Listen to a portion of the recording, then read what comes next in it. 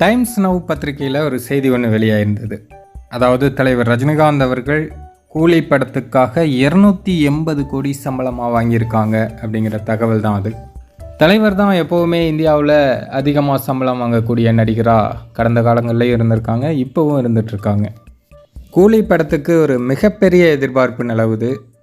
இதுவரையும் வெளியான தமிழ் சினிமா படங்களின் பாக்ஸ் ஆஃபீஸ் ரெக்கார்ட்ஸை கூலி திரைப்படம் ஈஸியாக முறியடிக்கும், 1000 கோடிக்கு மேலே வசூல் பண்ணும் அப்படிங்கிறது தான் இப்போது சினிமாவில் நிறைய பேர் பேசக்கூடிய விஷயமாக மாறியிருக்கு.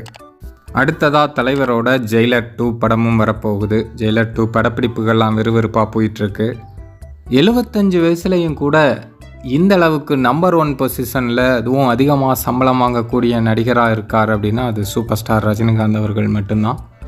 கெரியரோட உச்சத்தில் இருக்கேன் அப்படின்னு சில பேர் சொல்லலாம். பட் ரியல் உச்சம்னா எது அப்படின்னா இதுதான். 75 வயசுலையும் அதிகமாக சம்பளம் வாங்கி அதுவும் நம்பர் 1 பொசிஷனில் 1000 கோடி அப்படிங்கிற தமிழ் சினிமாவோட பொட்டென்ஷியல் உள்ள படமாக கையில் வச்சுருக்கிறது சூப்பர் ஸ்டார் ரஜினிகாந்த் அவர்கள் மட்டும்தான்.